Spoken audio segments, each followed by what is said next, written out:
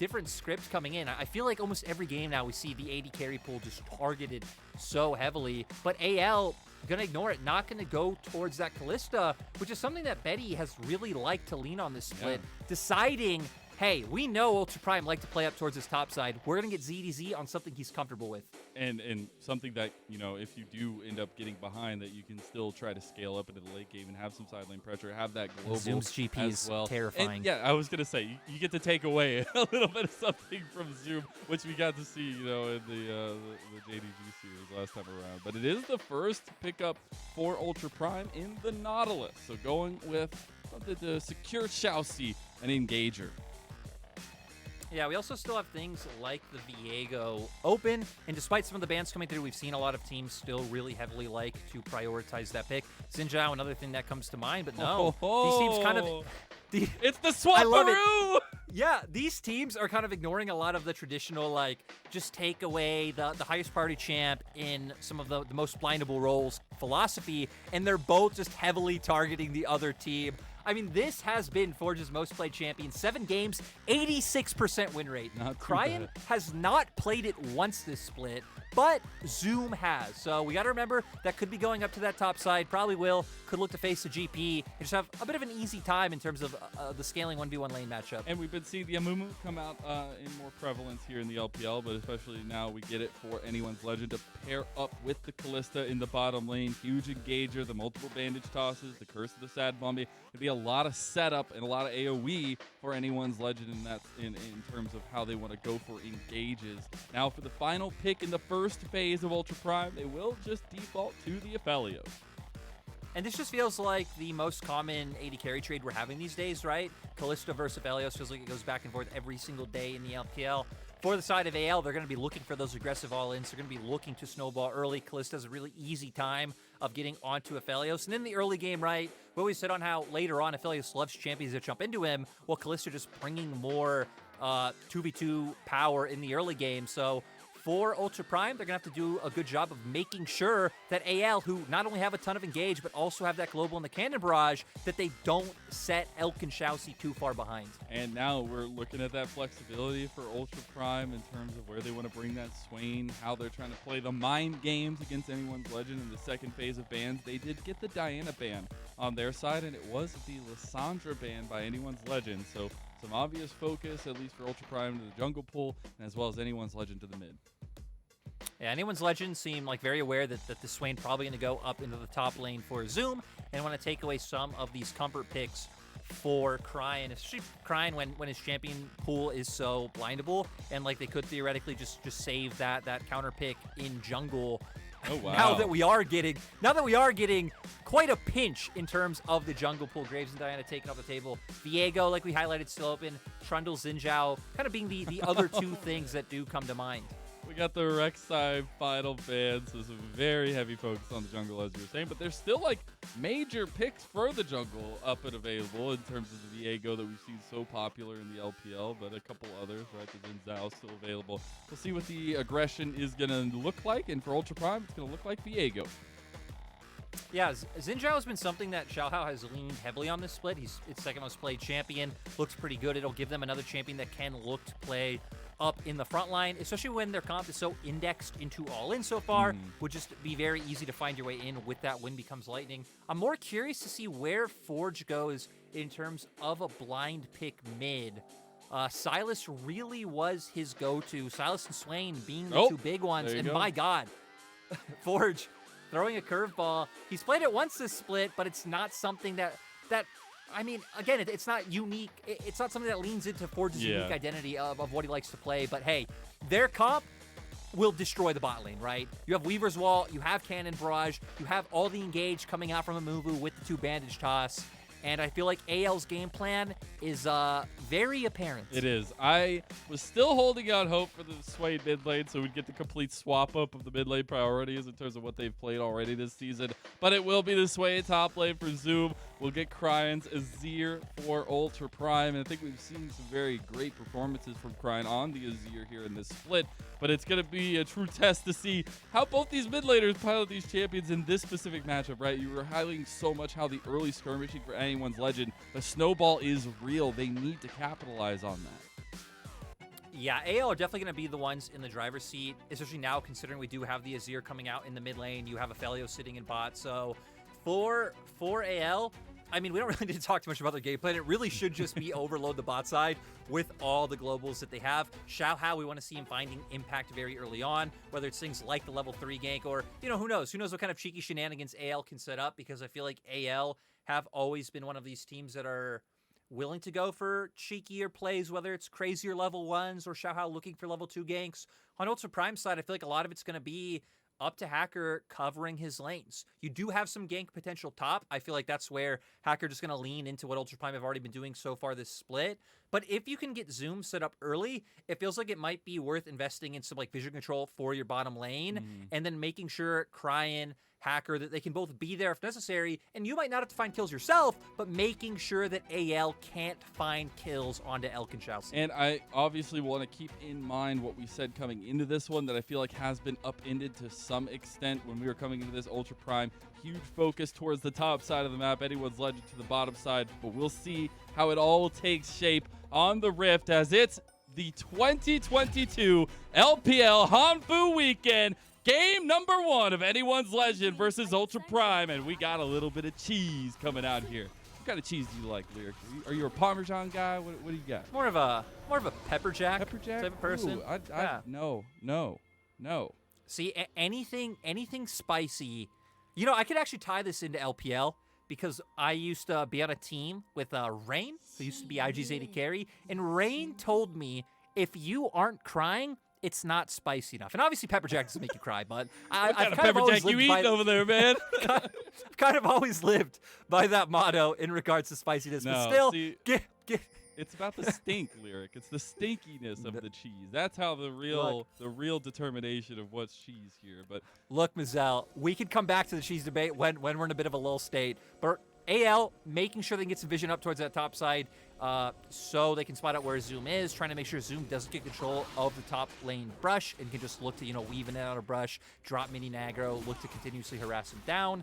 And now we see just normal starts coming through. Hacker gonna actually path down towards the bot side, kind of give some safety to his bottom lane early on. Yeah. But actually, would need to, right? As we were saying. I'm sorry, we're both top laners just vibing, kind of. Hey, they're just saying hi to each other. ZDZ supposed to make sure to get a bit of damage down on the Zoom, and yeah, Zoom early game on the Swain. Not gonna have much to say against the guy with a gun, but a little bit of damage traded back and forth. This is the power that Zoom will have in sort of that range matchup. Hacker, look at this pathing. Oh. He's going for the level 2 gank here. Yeah, maybe ZDZ has no idea. Go to a spot.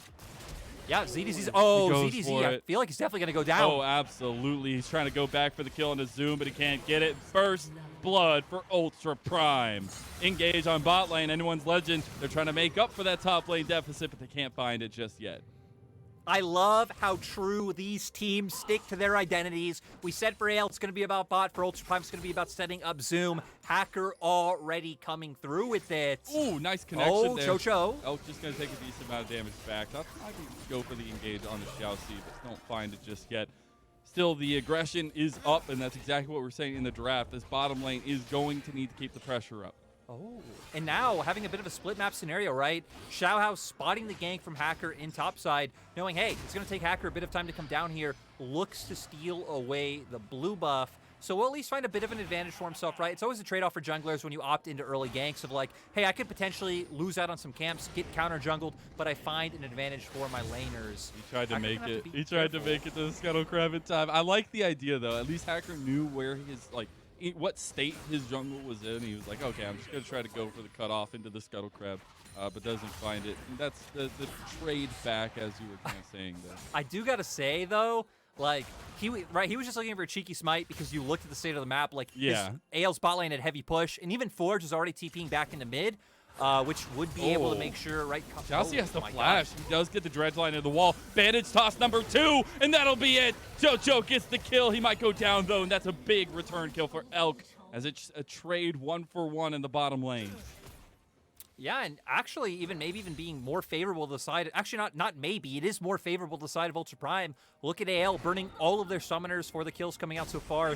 Even look at where the kill went. Chocho was the one who picked it up for AL, to where Elk is the beneficiary, that's the word, for the side of Ultra Prime. So, but I just love the level of aggression coming out from AL's bot lane. They know they need to get the ball rolling early on, and they're trying to slam their foot on the gas pedal. Hey, you got to when you picked up this composition. I mean, come on now. Like, this composition is definitely looking to try to get something going in some aspect here. But I love a little bit more of this focus because you're looking at the map and you. Oh, look at the mini map, Mazel. That's what I'm saying. You're looking at this bottom lane again because we're getting so much focus down here. Hacker was on the flank, but actually doesn't pull the trigger on it. Yeah, they opt out. AL's bot lane is showing a bit of respect considering that they don't have sums up, but my god, their wave in a horrible position right now. Ultra Prime are taking advantage of this, just holding it right in front of Turret. AL are going to have to bring their jungle down to this bottom lane. How much mental damage do you think xiaoC's doing to Betty over there right now with his ex-teammate behavior? He's keeping him off the wave. He's got the aggression down. His ADC has a kill. Betty doesn't have a kill. You feel like there's a little bit of jealousy? Yeah, I think a little bit, right? Because this is kind of like the Flash Wolves 2.0 bot lane. Obviously, we did have people like Kramer in there, but Betty really the follow-up to NL. ShiauC was handpicked by Sword Art to replace him. This was the bot lane that went to 2019 MSI. And always a bit of a fun matchup when you get to see them go toe-to-toe against each other. I got to keep my eye on that one, though. As Betty, you know, a little bit of aggression that we've seen in the LPL ADCs, but especially with Betty. As Xiaohao's pinging down towards bottom lane on his way. And Dragon #1 is up and available. Not a Rift Herald for 2 more minutes. But I love the hover here from Xiaohao, realizing, you know, they've got strength on the bottom side. Let's play to it. Yeah, keeping up with their strong first Drake percentage. And again, even though the kills went over on bot side did kind of favor up, they have been able to get an advantage in terms of CS because of the freeze that we've seen in bot lane. Definitely not doomed for AL just yet, especially once we get closer to things like Rift Herald, and if we potentially get, you know, some like 4v4s or even 5v5s coming through. Oh, the Emperor's Divide. It stopped for a moment, but here it comes, and they are delivered to the rest of Ultra Prime. Cannon Barrage is going to help get one of the kills back, but it's going to be 2 over at Ultra Prime.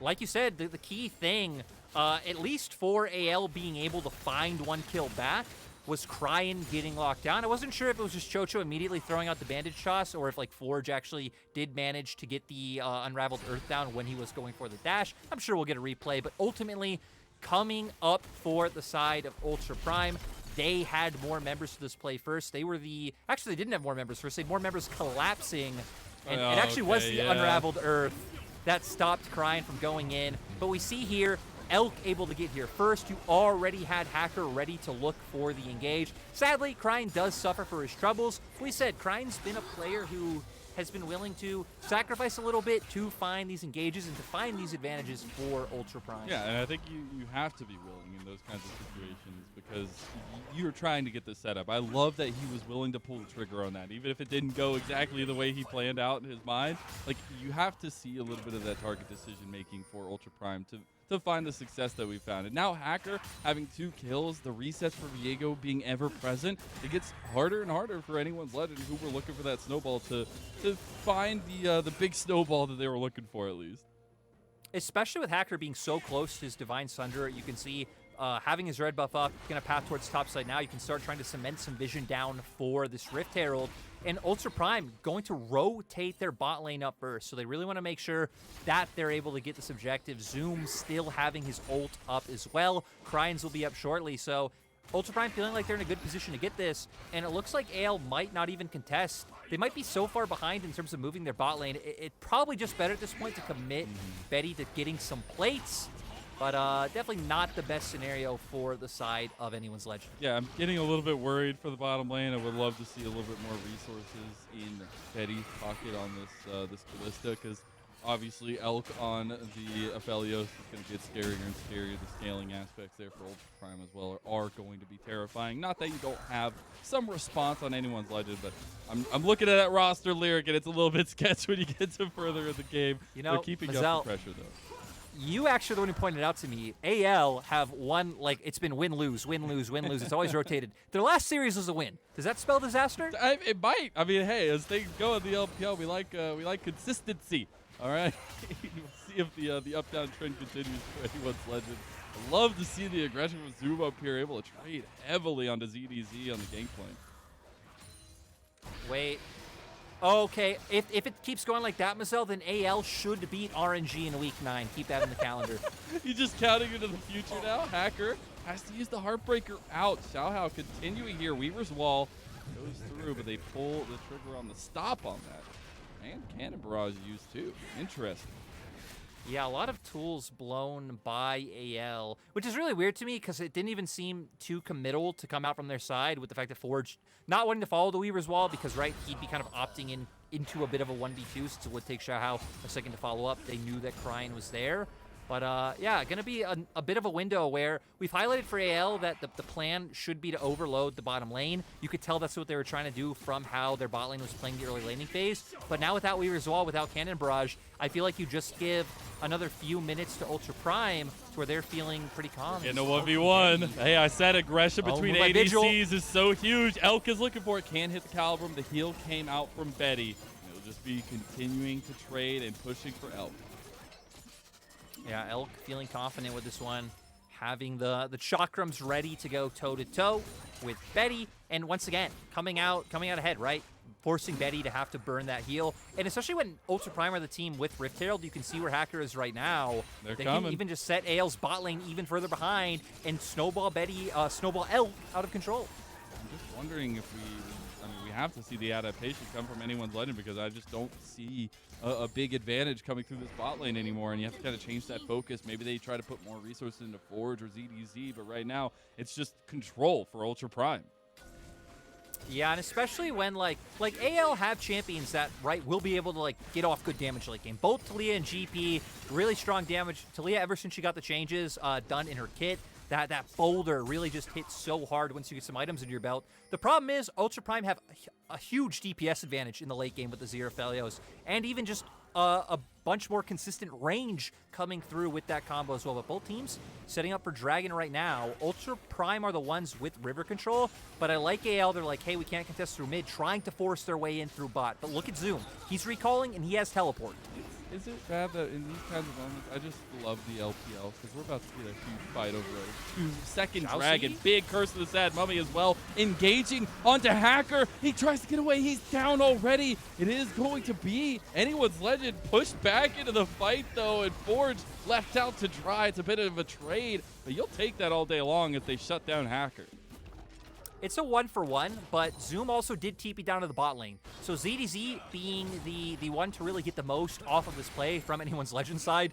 3 plates down for him. He's getting so many minions. And right, when ZDZ will be one of the people where like, hey, as the game progresses, it will be very hard for the AL composition.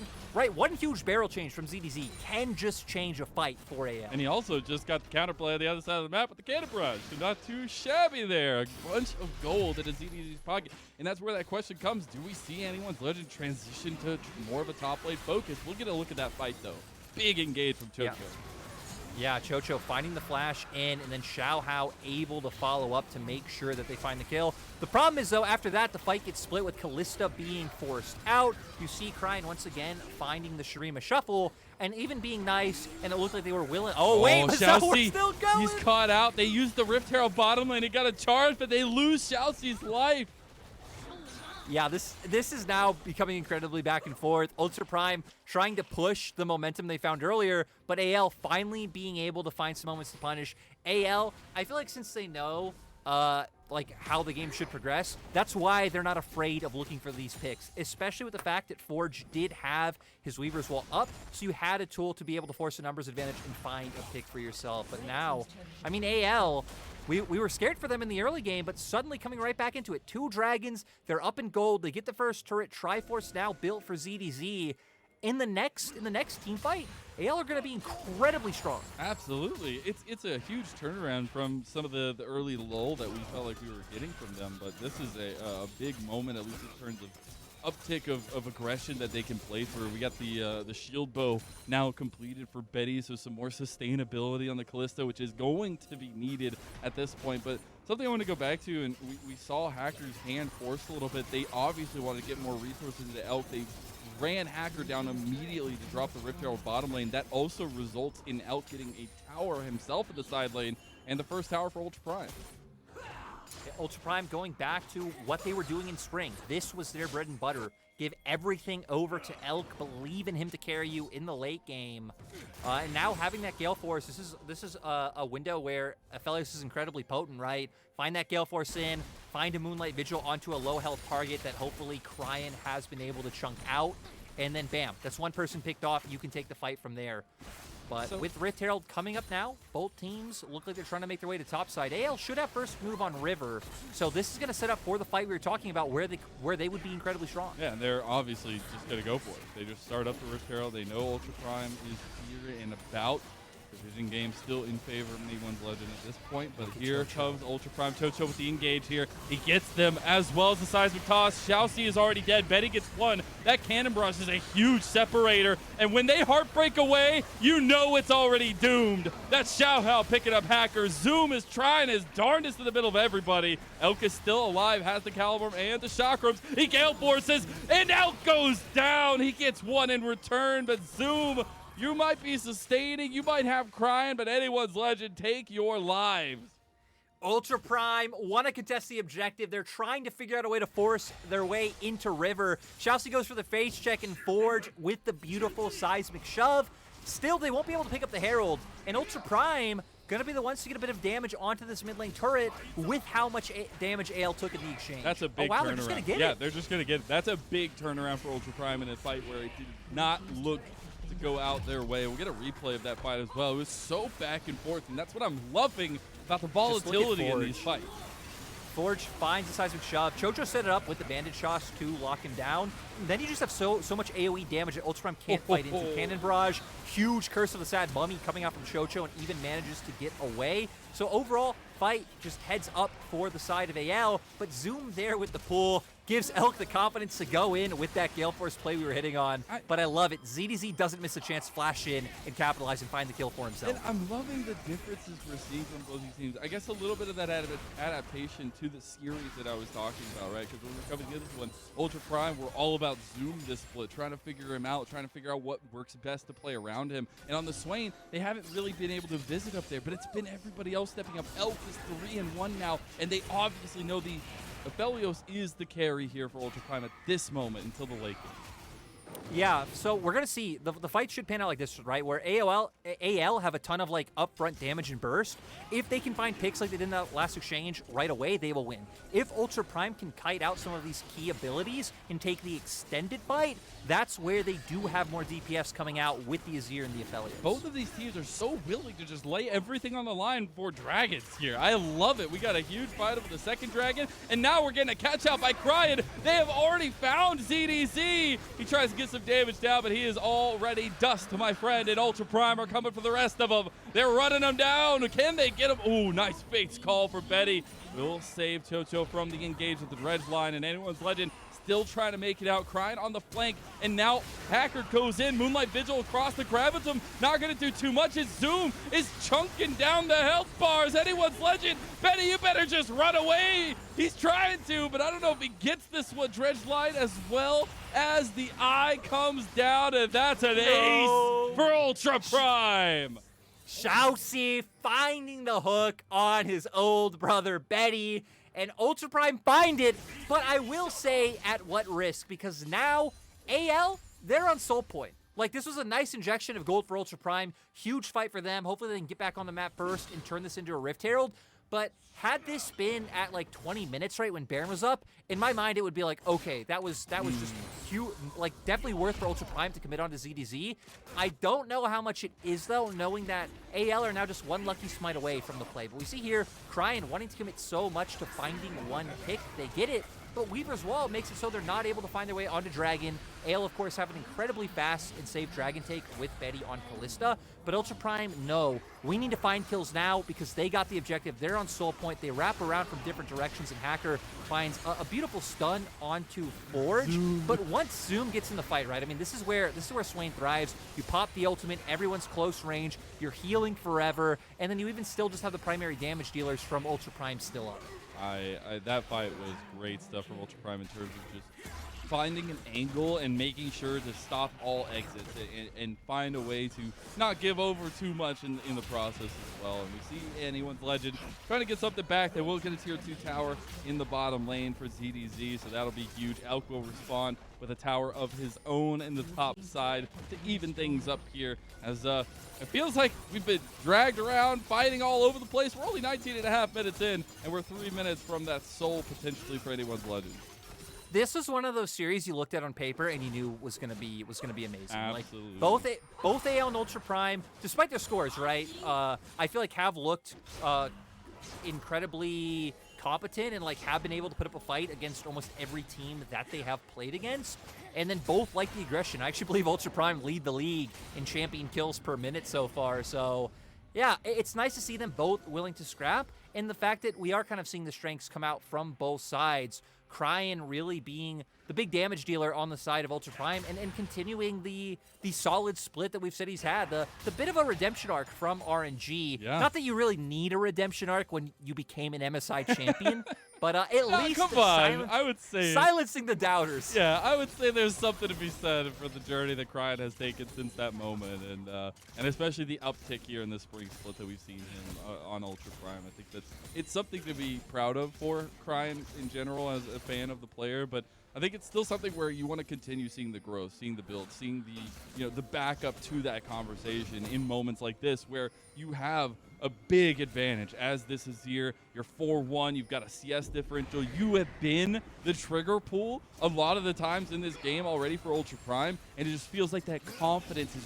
radiating out of the mid lane. Wow, you're right. I mean, heck, the confidence is radiating out of the whole team considering they drop Herald to try to pull AL's attention. Go straight to Baron. They're burning this so fast. Vision of the Empire gets the slow. They get the engage, though, back onto ShiauC, and ShiauC is going to die. They back out of the Baron, but they're leaving it on a silver platter for anyone's legend. Anyone's legend goes for the engage. It is taken by Xiaohao. Zoom is on the side with a lot of AoE, but Elk's all by himself. Chocho doesn't hit it. That was a beautiful flash from Elk, but the follow-up, Elk, you can't get away, and Elk goes down. Ultra Prime's hopes are dashed, and that's 5 clean Baron buffs on anyone's legend. And AL pretty much just walk up, the door is open, and they can do whatever they want. I'm surprised Ultra Prime weren't willing to put up more of a fight for that. I do get AL have a bunch of AoE damage. You don't just want to be grouped up in a tight-knit space like that, but I don't know. It seemed like the thought process of Ultra Prime was like, dropping the Herald is enough.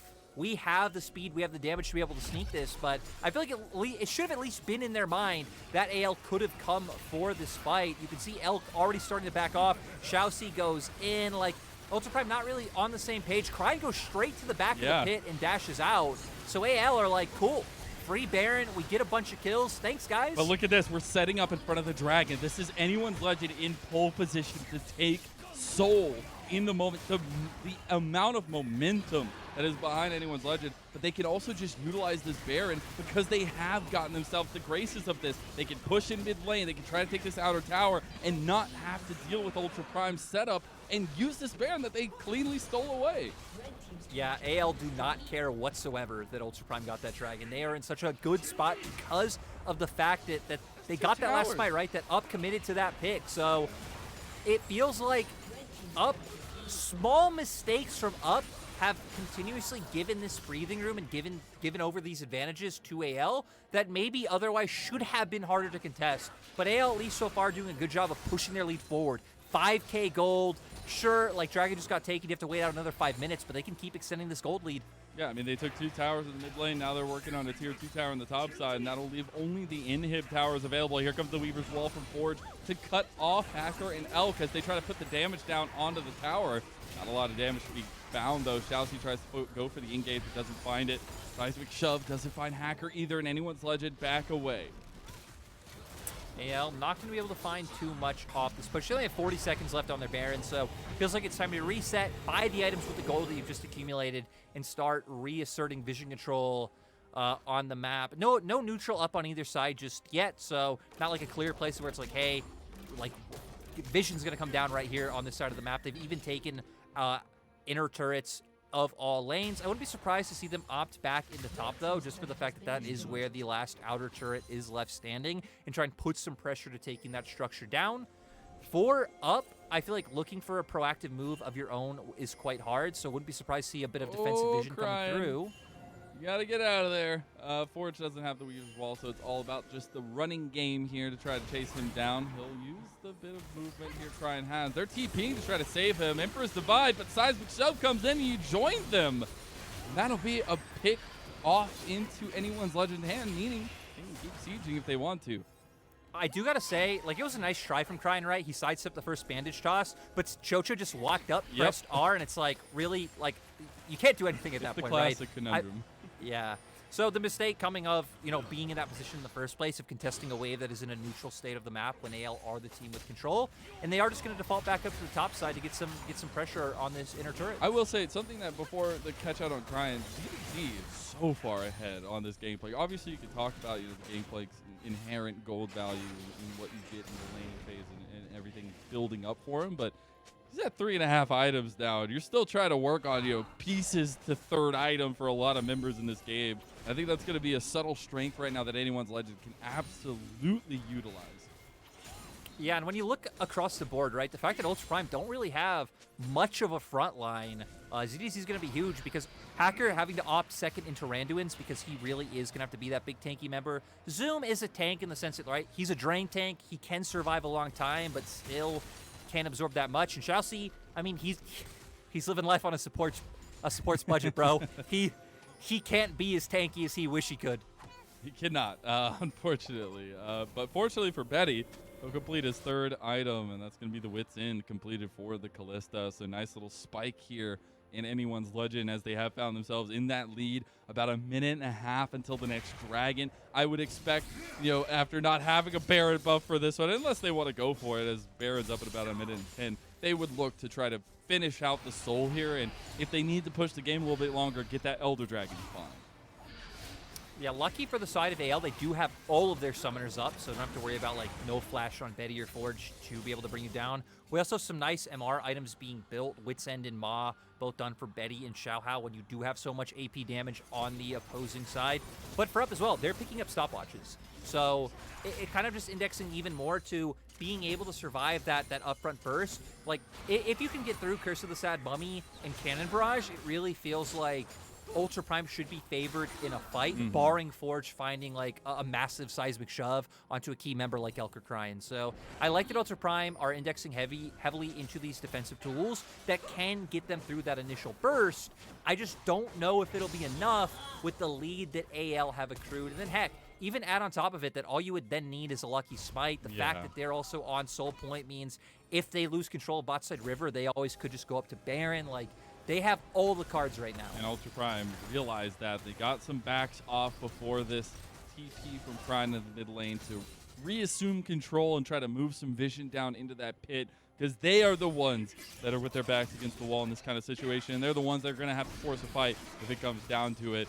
QiuQiu goes in. He goes for the flash. Curse of the Sad Mummy. Look, the exit is blocked by the Cannon Barrage. And it's Ultra Prime heading for the hills. Again, the Heartbreaker used in defense. And anyone's legend is wiping the floor with Ultra Prime. That's a double kill. They're not even going for the soul at this point. They want the inhib.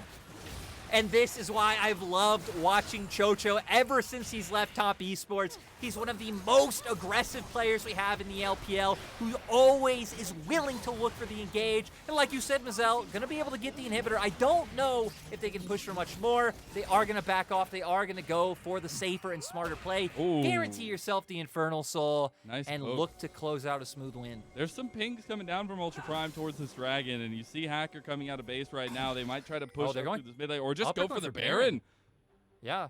I mean, they know they can't get this, right? I mean, they'd be walking into, like, a man down. You're missing some key ultimates, and you're walking into things like the Taliyah, which just gives her such an easy setup. I don't think they can do this. I mean, I understand trying to force it to a big team fight, because we have seen their success has come when Zoom can get into the middle of the fight and not be picked apart whenever they're not getting the catch-outs against them, and they're trying to force the hand of anyone's legend. who just forced their own hand. So I think this is a very interesting call for Ultra Prime. They're trying to find something in this game. But look at mid lane. Look at mid lane. They're going to lose their base. That's what I'm saying. They are drawing the line in the sand right here, right now. They say, you got to fight me over this Baron. I know we might lose, but we want to go for a fight anyways. The engage from ShiauC is not going to land, and you can see some of the indecision coming through here for Ultra Prime. Yeah, ShiauC, Mr. Hook City, not able to land the hook. Now they have to back off. They have to go answer the minions. And this is going to set up for AL to be able to do this. AL can now start up the Baron. You don't have TP on Cryin either. So, sure, Zoom can get here, and Zoom is coming on a big flank. But it will be a... Let's see. Oh, it's going to Xiaohao. After Fate's call used by Betty, they'll get the re-engage here, but QiuQiu is about to die. He gets the engage on the Hacker, though. Hacker gets one kill. The reset's not going to be available there. Zoom goes down as well, and anyone's legend. This is an easy win to start off their best of 3 against Ultra Prime. Zoom regretting that early TP, leaving ZDZ by himself to pick up the gold. He finds the damage, and like you said, now it should be easy for AL to end this game. Cryin might be crying me a river here in this first one. I know I said don't cry me a river, but even through the good performance, even through the redemption arc that we're trying to see for Forge and Cryin, Forge is the one that tempers himself through the difficulties of the early game for anyone's legend, and they temper this first game in a win for the Legends as they take a couple more kills, get a little bit of padding on that KDA, and go up 1-0 in this series. Mazel, give me a best of 5 of this, please. Please, AL with Ultra Prime, make it into playoffs. I want to see these two teams go toe-to-toe as many times as I can, because that was an exciting game. We saw clear strengths on both sides. We did see mistakes coming from both teams as well, of course. I feel like Ultra Prime especially, it felt like very small things just gave over what ended up being massive leads to AL, right? Yeah. The fact of when the TP came out, Resume, and he didn't actually end up doing anything in that fight. ZDZ gets a bunch of plates. Once again, Cryin goes for the stream of shuffle onto ZDZ. It gives that third dragon over to AL more breathing room to play with. Just so many scenarios like this where it's like one decision, the Baron obviously being a big one as well that Ultra Prime went for, and then we're so disconnected.